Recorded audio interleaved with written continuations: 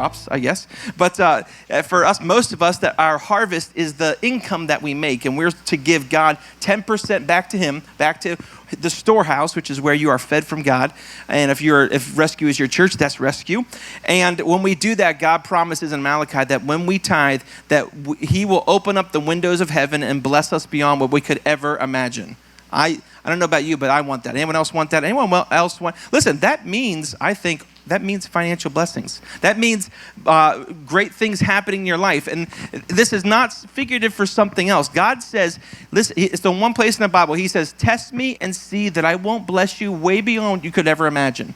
And so we encourage you, test God. Actually say, God, I'm going to give this tithing thing a try. And God, your word says you'll bless me more than I can imagine. I pray that you bless me more than I can imagine. Won't you bow your heads with us and we'll pray. God, I thank you so much how you love us, how much you take care of us. God, you've given us everything we have, and we just thank you and trust you to take care of us, Lord. I pray that as we take these steps of faith to give offerings, to give tithes to you, Lord, I pray that new jobs are coming, God, that raises are coming. I pray, God, that you will bless your people as we are trusting you to take care of us, trusting you to provide for us, Lord, in Jesus' name, amen. Amen. If you have a check or if you have cash, if you like, we do have an offering box on the wall as you're on your way out. There's a black mailbox there. Don't put your letters in there. That's not for your letters. It's for your offering. So if you have anything, you can do that on the way out if you like. We have something we call the Rescue Report, where we do this every single week, where we find things online that we think are funny because, listen, the world's stressful. Have you noticed that? You know, there's times, like this week was one of those times. I made a simple little post. Thought it was just a nice little thing. 200 some comments and people going nuts, right? So then what I start doing, maybe this is rebellious in me, but when people start going crazy, I start posting sarcastic gifs and just kind of, whatever. So I think we should enjoy a little bit of the world. Jesus said the joy of the Lord is your strength. And so we find things that we think are funny and want to share them with you. And this week, one of my favorite things, any dads like dad jokes? I love me some dad jokes, which is really, dad jokes are just puns, right? They're puns, and so there's these new things that have been going around the internet that I just think are hysterical. And I don't really care if you don't enjoy it. I think it's really funny. Like, check this one out. This guy, he's buying wasp repellent. Is this good for wasps? And she says, no, it kills them. You get it? See, guys, these don't get much better. I just think they're really, really funny. Look at this one here. This guy says, they're not socially distancing, obviously, and not wearing the mask. But he says, you want a box for those, sir? And he says, nah, I hate violence. Is it cool? Just, I'm going to pay with my card. You want a box for those, sir? There we go. My wife is a realtor, and she shows all kind of houses. And that's fine. You can go to the next one. And this little girl's saying, hey, what's upstairs? And the realtor says, unfortunately, the stairs don't talk. Hey, what's upstairs? See, it's all in the intonation of how you say it there. This one is a sad thing. Here it goes. I'm sorry, sir. Your dad was pronounced dead. And then he says, I can't believe I've been pronouncing it wrong all this time.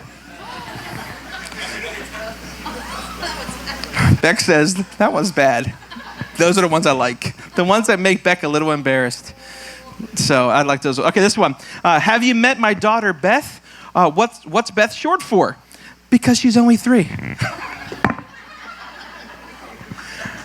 Guy, that's a good one. That's really good. He means like the name. It's Elizabeth. And he says, no. Okay, I hope I don't have to explain these to you. Here we go. All right, so it's, oh no, our neighbor died. Who, Ray? And he says, I don't think this is appropriate to cheer. Karen, come on.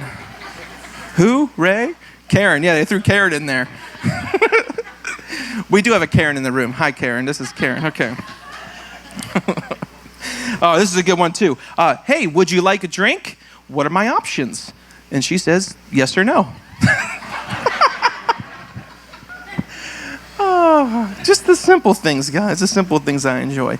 Now, listen, if you had maybe you've gone to a doctor who had a sense of humor. I'm sure you've heard this before. What seems to be the problem, Mary?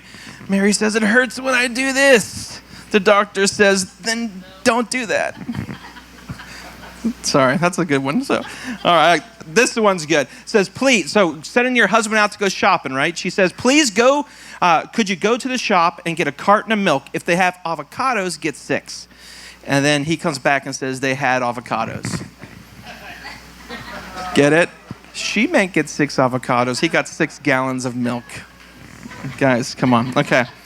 Now, this is the classic one. This is what really, I think, what started them all. The final one says, hey, my wife is going into labor. What should I do? And she says, is this her first child? And he says, no, this is her husband. You get it? All right, there we go. Well, that's been our rescue report. I know I just enjoy those ones. And today, speaking of puns, we're starting a new series, and it's called Lettuce. Oh, man. Why don't you guys give Becca a hand? She's going to come up and start off this 2-week series for us. Hello, folks. How you doing? Good? Everybody's good? I have to say this morning I wasn't expecting this, but this is amazing to me. Oh, gosh. This is the wrong thing, baby. Yeah, I'll talk. You fix it. Fine. This is what you need a husband for, to find things for you, right? Actually, it's the other way around normally. My husband can't find anything ever. It could be right. It could be touching him. He'd be like, I don't see it. I'm like, seriously, it's physically. And the worst part is I just want you to get it. Rude. He just said, I want you to get it. That's rude. He's passed that gene on to my son. Now I'm just like, no, I'm not getting it, Noah. You can't find it. You don't get it. Guess who finds it right away? Noah. He finds it almost immediately. And so this morning I wasn't expecting a gift, but I got a gift from somebody that's awesome. And honestly, it fits me perfectly. So the amazing Amanda, she makes things. I forget her website at the moment, but see her afterwards. So I love tea. If you know that I love Jesus, I love tea. And I also like to say, you deserve a good throat punch, right? You've heard me say it. There are plenty of people on the planet right now that deserve a good throat punch, right? So she comes up to me this morning. She said, hey, I made something for you. And it says, there isn't anything tea and Jesus can't fix, and maybe a throat punch. It says it on my cup. I'm so excited. If you're new here, I'm sorry, but this is what you get. This is what you get when you come here. So I am so thankful that you joined us this morning. I'm thankful that it's a little bit cooler outside. I'm ready for it to cool down a little bit because I feel like the second you go outside, you just melt, right? And so I don't know about you, but I feel like 2020 has been the longest 10 years of my life. Right? Does anybody just feel like, holy cow, I can't believe it's August, but holy cow, is this ever going to end? Is that how you feel? Because that's how I feel. I feel overly exhausted lately. Anybody else feel exhausted or overwhelmed? Or when somebody says to you, hey, how you doing? You know, my answer is always, I'm tired, right? Don't you just feel tired? Tired of all of it? All the things. I'm tired of all. What are you tired from? All of it. Do I need to get specific for you? Because really, it's everything. I'm tired of everything, hence the cup that says throat punching.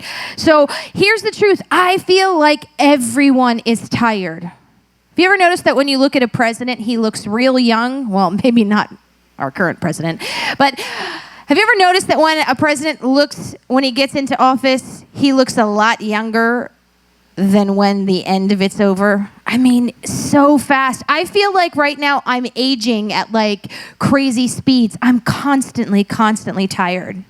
And so over the next 2 weeks or so, we're going to be talking to you a series that's coming out of the book of Hebrews. It's in chapter 4. Hebrews is a really short book. It's only 13 chapters. And I want to share a little bit about Hebrews before we get into our message today, because I love history.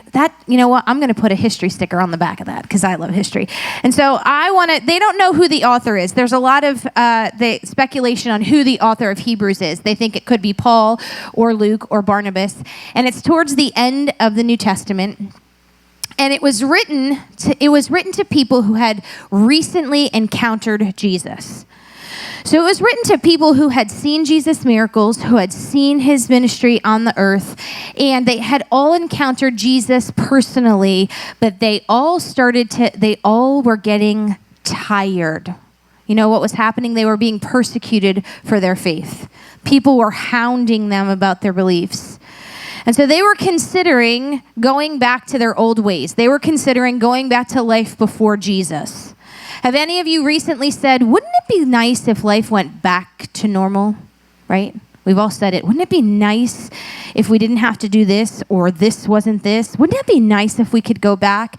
So we felt like when we were reading the book of Hebrews, we're like, oh my gosh, it kind of feels like us. All people that love Jesus, But we're kind of like, this is getting old. This life, I'm tired of this stuff. I'm tired. And so this letter was written to these people for one reason and one reason alone. And it was written to show them that Jesus' ways are better than their own.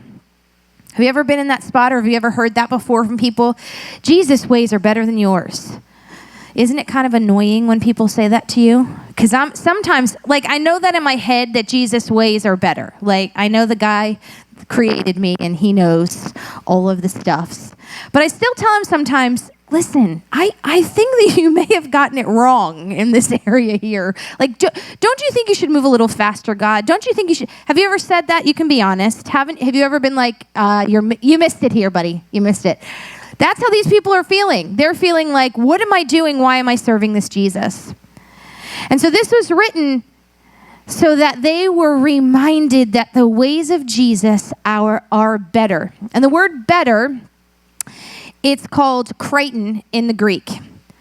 I love all the old history of words. And it means best, better, more useful, more serviceable, more advantageous. That's a good word. I want you to use that 3 times. Did you see what I just did? This is how tired I am. I told you to use it 3 times and I put 2 fingers up.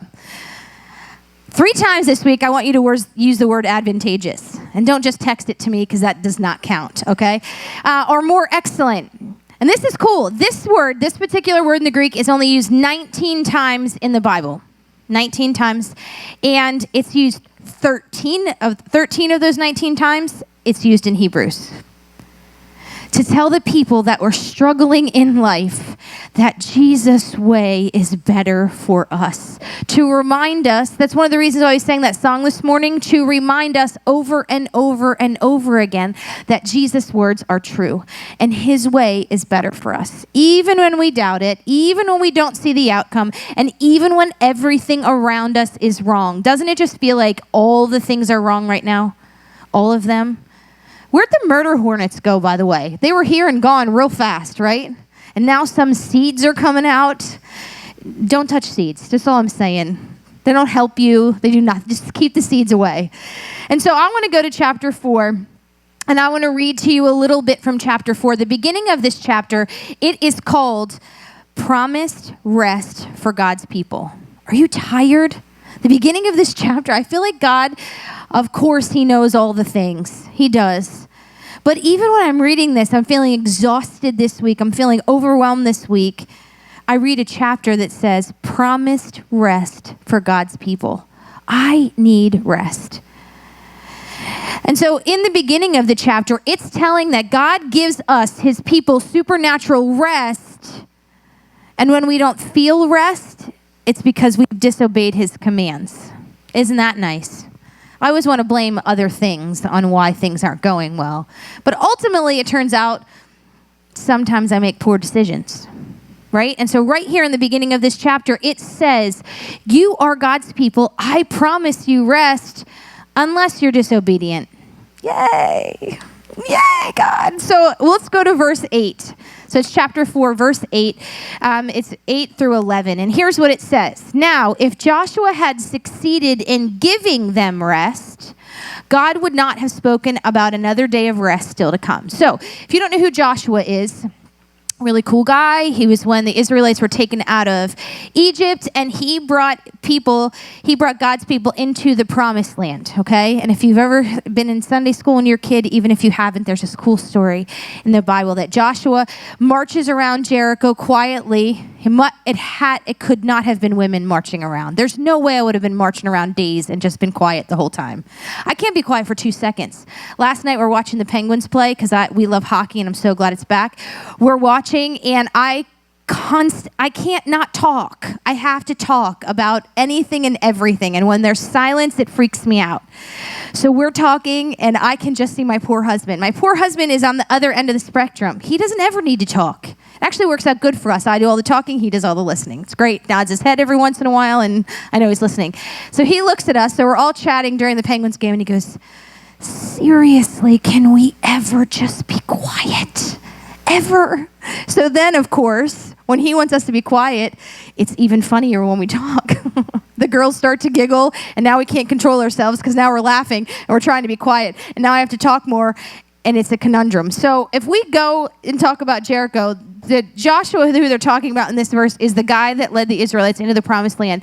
They screamed and they yelled and all of the walls came down. If you don't believe me, it's in the book. Just go read it, all right? I promise you it's in there. And so they're talking to this guy.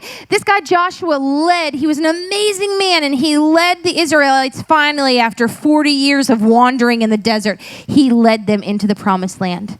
And it's saying here that if he had succeeded in giving them rest, God would not have spoken about it. So even this great guy could not figure out how to give rest to God's people. And it says, because he couldn't figure it out, because it's meant to be from God, it says, there is a special rest still waiting for the people of God. For all of you have entered into God's rest, have rested from their labors, just as God did after creating the world. So let us, that's where lettuce comes from if you didn't get it, let us do our best to enter that rest. Sometimes we stop here, right? Have you ever stopped at a verse because you're like, I don't want to know the rest. That feels good. Right there. Good enough. We're not going to read the end. I'm going to read the end of verse 11. It says, let us do our best to enter that rest. But if we disobey God, as the people of Israel did, we will fall. Any of you feel like you've fallen recently? You can say it. Raise your hand. I'd raise both hands, but I'd drop the mic. Both hands. Because the truth of the matter is, I tend to take all of the things in my life and I try to fix them myself, right?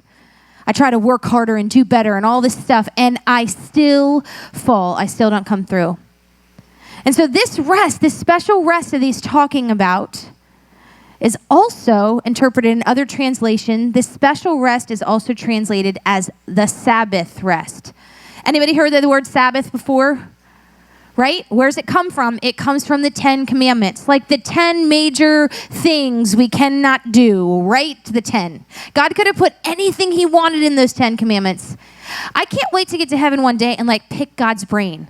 Like, really, that? You picked that? Like, what? Why that? Well, this is why. Exodus 20, verse 8.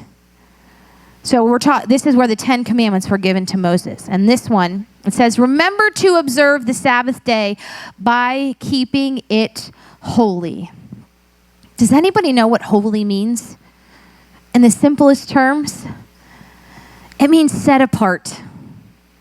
Set apart. Remember the Sabbath day and keep it set apart. You have 6 days each week for your ordinary work, but the seventh day is a Sabbath day of rest dedicated to the Lord your God. On that day, no one in your household may do any work. This includes your sons and your daughters, your male and female servants, your livestock, and any foreigners living among you. For in 6 days the Lord made the heavens, the earth, the sea, and everything in them, but on the seventh day he rested. That is why the Lord blessed the Sabbath day and set it apart as holy. How many of you actually take a full day off? Don't raise your hand. Think about it. Do you take a full day off? There are people actually laughing at me right now, like, what a joke, lady. Do you live in the world I live in? Right. A whole day off. Rest was put in there for a reason. Everything that God does is to show us the best way to live. Hebrews, this word is the best, better. Meant better than how you do it. It's meant to be the best way to do it. God gave us parameters. I really don't think that the creator of the universe, God himself, needed day 7 to rest. I'm pretty sure he's God. I mean, he spoke and the world began, right? So I'm guessing that if he can do that, he didn't really need a nap, right? But I think he put it in there because he knew that we would need one. He knew that we would need it. He knew that we would work ourselves into a tizzy and need a day off. And so what it talks about here, and what it talks about the Sabbath, after studying what all those things said, because I'm like, oh my gosh, I can't work at all. God doesn't understand that I'm a mother, how the kid's going to eat, who's going to do anything. If I don't work for a day, the walls are going to cave in. He does not understand. How are the diapers going to? I would get so frustrated. I had 3 babies in 4 years. Do you know how much work that was? But I can't work today. Those diapers what are the babies going to change their diapers themselves, God? Because if I can't work today, Tom can't work today, so nobody's going to work. That's not what it's talking about. Of course you have to feed your children. So I'm sorry, moms. We still got to do it. It's not talking about that. It is talking about your ordinary work. What you do for a living, what you do as a job to provide for your family. You need to take a day off. And I know that our culture teaches us the harder you work, the more hours you put in, the faster we can climb up the ladder, the faster things happen.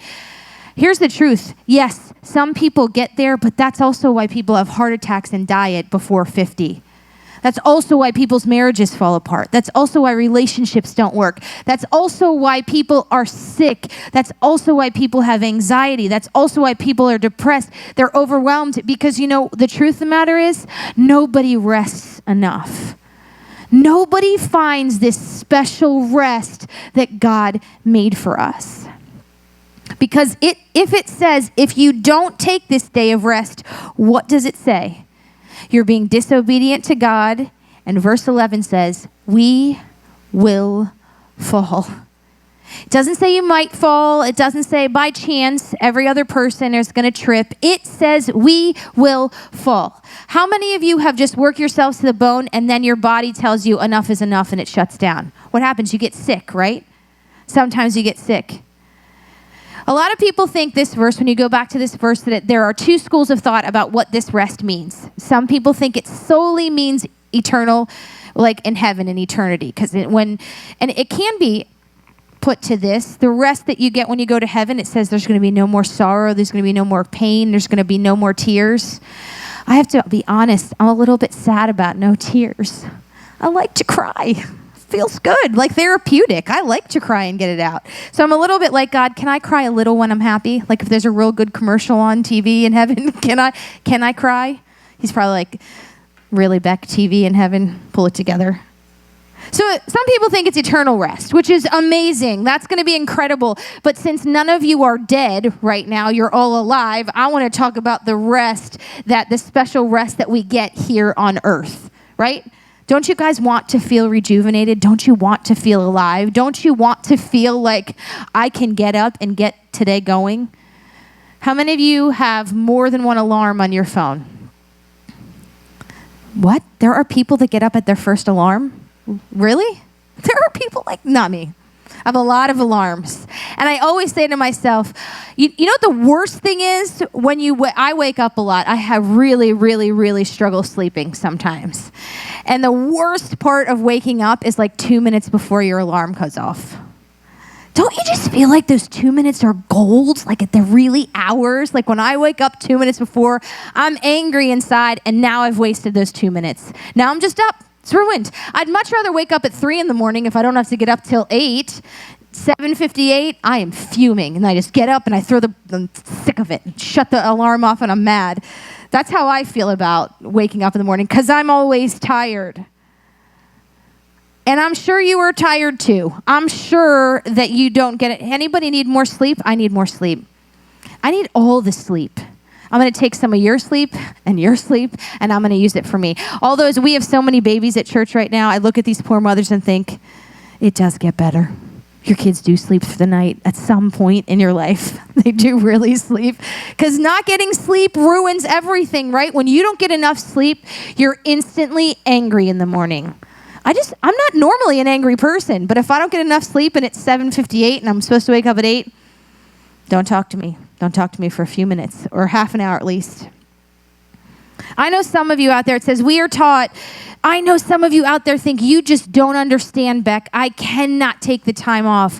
I'm really close to getting this promotion at work. Or if I don't work this second job, the kids don't eat. And if I don't do this and I don't do that and I don't work harder and I have to work 7 days a week. I promise you right now, if you take this challenge with me over this next week and take an actual day of rest, your life in 6 days of work will be far, far better than those 7 days of work. Lots of God's stuff feels backwards. When he says, if you give, you shall receive. Seems silly, right? if you take a day off, you'll get more done. If you take a day off and rest, wow, you'll feel rested. I mean, that one feels about normal, right? I don't know about you, but I am preaching actually this for myself. I would preach this to myself if none of you were in the room. I'd put a nice little mirror in the middle and tell myself these things. I work 2 full-time jobs. I do real estate and I help Tom lead this. I have children. I have a house. I counsel with women. I do all of these things, and I know that when I don't get rest, my capacity for life diminishes. I get cranky. I have fibromyalgia, and so my body is, this happened to me on Friday. I don't go to bed before 1. I just can't fall asleep. It doesn't happen. Well, at 8:30, I'm like, I'm going upstairs, and I'm going to soak in the tub. And then I texted Tom because I was too lazy. I'm like, Mama's going to bed now. My body said, enough is enough. It's time for you to rest. You can't fix everything. You can't do all of these things. And I don't know about you, but my mind, so maybe I'm laying in bed, but you know how long it took me to fall asleep? Like 2 hours. You know why? Because my mind is crazy town. Any of you can't shut your mind off? I just keep thinking about all the things that I could have done or I didn't do. And oh my gosh, what if somebody's mad at me from something I said 6 weeks ago? Tom always says, they don't remember what you said 6 weeks ago, so I'm pretty sure they're not thinking about it, so you shouldn't think about it. My husband has the beautiful art of being able to just shut things off immediately. Like he got let go from a job. He walks in the door, he's like, well, I got let go. What happens to me? Guess. I burst into tears and I'm freaking out. I'm like, that's it. We're going to live in the streets. And he's like, no, we're just going to plant a church. Literally, that's what he said to me. No, but he's like, well, it's done. What's done is done. And so I'm always like, how do you do that? And he's like, well, I just keep moving. Just keep swimming. He's literally said, just keep swimming.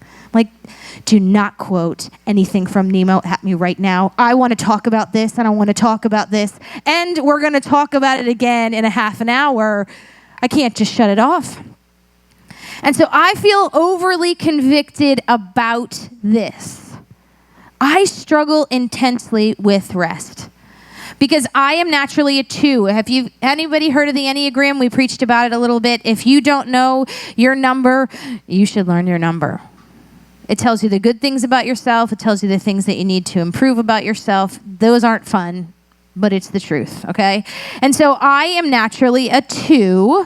And the thing about 2s is that our natural inclination is to want to help others and want to fix things and want things to be better. And we empathize with everybody. And Lord knows I would do everything I possibly could for everyone else and neglect myself. It just is natural to me. And I always thought, this is awesome. It's the worst. The older you get and the more adulting things you do, you're just like, people can be awful. I'm sick of it. I'm sick of being a 2. Can I switch numbers? And Tom's like, it doesn't work like that. You're a 2. Figure this out. Because that's how he is. You'll just figure it out. It'll be fine. And I want to talk about why I'm sick of it. And so I tend to, even naturally a 2, if you're a 2 in this room, your natural inclination is to first see other people's needs. You kind of know what people need. You kind of can sense it beforehand. And so we work ourselves to death. And so I started going to counseling. If you don't go to counseling, get there, because it's amazing. You pay somebody to let you talk at them. They help fix you, and that's it. You don't have to see them again until the next week. Guys, do it. Insurance covers it. I'm sure work. Somehow get to counseling because it's amazing. Because honestly, some of us need to just get our stuff out, have somebody help us figure it out, and then we can move on and be better. And so I am reminded in all of my 2-ness, part of the reason that I don't rest, and I think part of the reason why most of us don't rest, is because we find our value in what we do rather than who we are in Jesus. Why do you work harder? Because you have to provide for your family. You have to do these things. When God is saying, listen, I put these things in place for you So that, yes, you can provide for your family, but so that you can be okay too. Feels crazy to me when you're on an airplane and they say, listen, if you get in a crash, you put the oxygen on your face first and then you put it on your kids. I want to yell at the lady, the man, the stewardess. What are we calling now? Flight attendants? Because Lord knows I don't want to say the wrong word, because this is being recorded and I'll be in trouble, and that's it. So the people that run the airplanes, and they don't run them, but they give me, the people that give the drinks, okay, and make sure I'm safe. I don't know. I should just stop while I'm ahead. I get angry when they say put it on your face before your kids. It just feels backwards, right? Well, if I'm passed out, I cannot help my babies. If you're not getting rest in life, you can't do anything for anybody else. You can't be your best. You can't provide for your wife or your husband. You can't provide for your children. You're not the best you because you're not resting. I'm not telling you to take a 24-hour nap, although some of you may need it. Maybe you do that the first time you rest. Shut the door and say, fend for yourself, children, figure it out. That's what I do on Sundays. Our children eat one meal, they get their cereal or whatever they're going to do Sunday mornings. Then we have lunch, and then it's a free-for-all after that. I'm like, I'm exhausted. You figure it out. Mom, can I have this? Don't ask me. I said, you can have what you want. Well, Mom, can I have peanut butter and fluff? 2 sandwich. If you don't know what peanut butter and fluff is, you're missing out. Can we have peanut butter and fluff? Yes, eat 50 of them. It's Sunday. I don't care what happens on Sunday. I am resting. If you want Mom to be a human being on Monday, make your own sandwich is what happens. So the bottom line is I am learning now through counseling and through resting that my value comes from who I am in Jesus and not what I do for everybody else. Because how many of you know that you can do amazing things for people and sometimes it still doesn't matter? People cannot change. They cannot take your advice. People are still going to do what they want to do. And so if I get my value in that, I'm going to be disappointed every time. And so God says, what does the word say about who we are? I'm a child of God. I belong to Jesus. I'm more than a conqueror. I can do all the things through Christ who gives me strength. It says that in his word. My counselor said something to me that really changed how I thought, because most of us feel like if we do enough, if we show up enough, if we read enough, if we look the part of a Christian enough, that we look spiritual, right? If you can quote all the verses or you're here every week or whatever, that you're the most spiritual. My counselor said to me, one of the most spiritual things you can do is to rest, to be obedient to God. If God rested on day 7, who are you to not rest?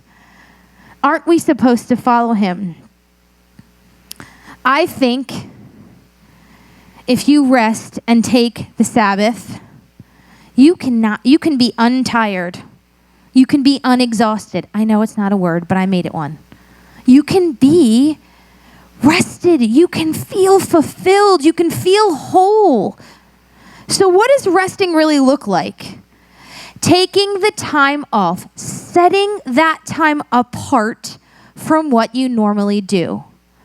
Some of the pastors that we listen to, Carey Nieuwhof is one of our favorites, or Craig Rochelle is amazing. And he said that on his day off, he does something that he thoroughly enjoys. Carey Nieuwhof loves to sail. He loves to kayak. So on his day off, he goes. Yes, he's still physically doing work, but it's not his normal work. This is rest from your natural work. So if you are, whatever job you do, I know this is going to be hard. Don't check your emails on your day off. Even if your boss says you have to. Because here's the bottom line. If you do not take care of what God told you first, you will always feel stressed. You will always struggle. There will never be enough time in the day. Here's the truth of the matter. Whether we like it or not, Your business is not going, your job is not going to fall apart if they wait till the next day to answer the email. The bank isn't going to close if you don't answer the email. And yes, there are times where there are emergencies. I'm terrible at it. I am in real estate, and right now the market is banana sandwich. It's insane. And so we were not allowed to do anything for almost 4 months. We were not allowed to show houses. So of course, when we were allowed to, everybody and everyone and all, I can't even explain to you what it was like. And if you didn't get in to see a house that day, it was gone the next day. No joke, houses were selling in less than 24 hours, having 30, 40 showings, far over asking price. I mean, townhouses in Mechanicsburg were selling for $15,000 to $20,000 over asking price. Can you imagine selling your house right now and be like, yes, but then you don't have anything to buy because there's nothing to buy.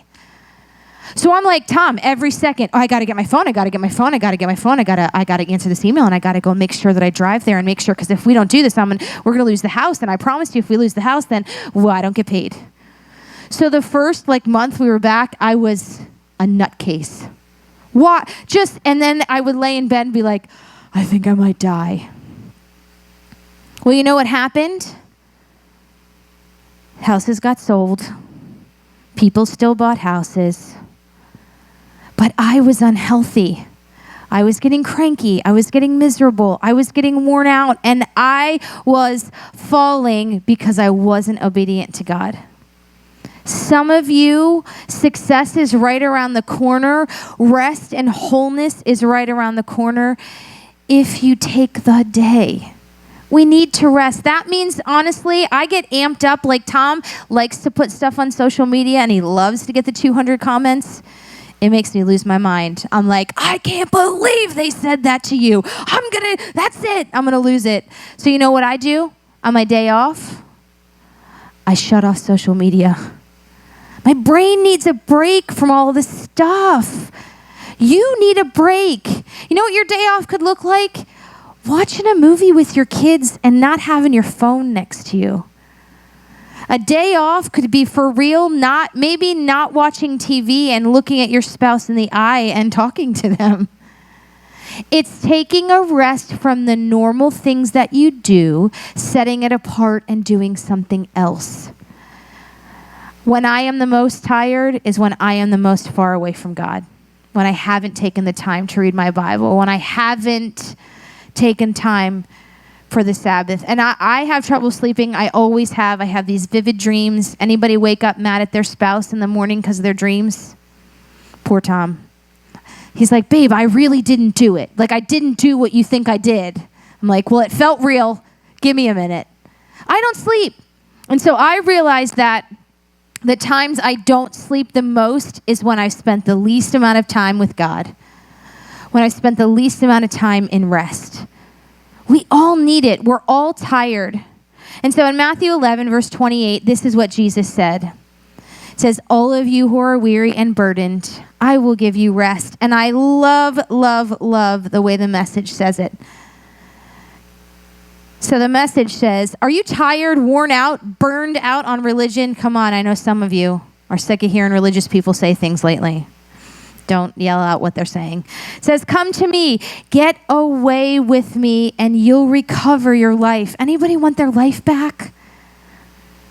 I'll show you how to take a real rest. Walk with me and work with me. Watch how I do it. This is the best part.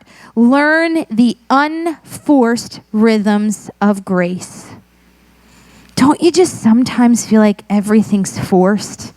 You smile, yay, how you doing? Great. When you feel angry inside. I mean, I know, this fake smile. I know. But it says when we do this, we'll learn the unforced rhythms of grace. It says, I won't lay anything heavy or ill-fitting on you. Keep company with me, and you'll learn to live freely and lightly.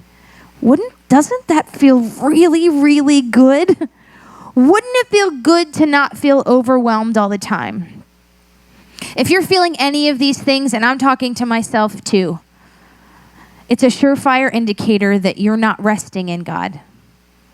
You're not finding your peace or these unforced rhythms of grace. if you're not feeling them, an easy way to feel them is spend time with God. In the car, put on worship music. I can tell you, I feel a lot less angry when I hear that song, The Blessing, comes on. If I'm feeling angry at a client in the car and I turn The Blessing on and it says, He is for you for 1,000 generations, you know how hard it is to be like, oh, it melts, goes away. Or if you put scripture, I put scripture on my phone. When I open my phone, when I see somebody's name calling and I see that scripture, it's really hard to stay angry. When I'm reminded of the good things and it becomes an unforced rhythm, I feel better. Some of us can have a much better life if we choose this one thing, to rest in who God is. So over the next couple weeks, we're going to talk about let us. It says, let us find rest, special, supernatural, amazing rest. Let us find it. It's there waiting for you. So I want to challenge you this week.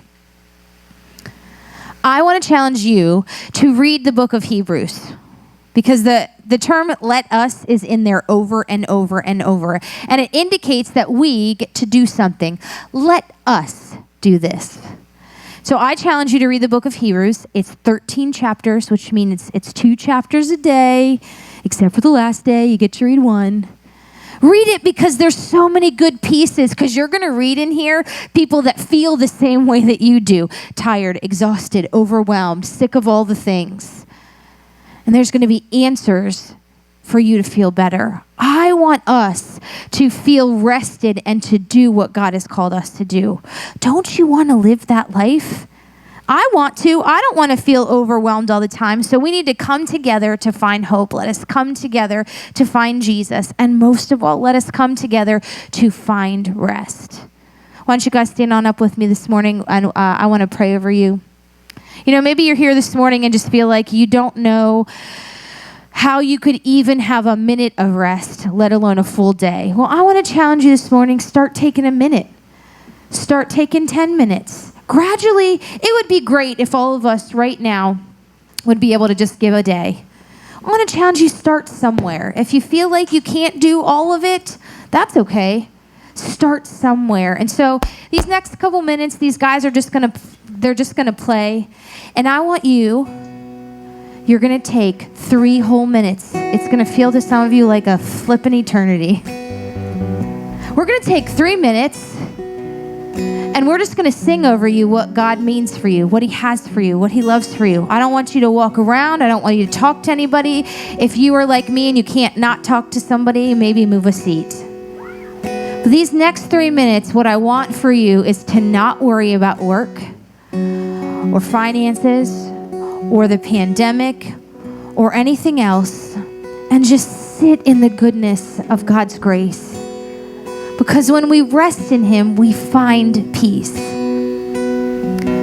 So Lord, over these next few minutes, help us to do our best, to quiet our mind, to not think about all the things going on, and to just rest in who You are and all the things that You have for us.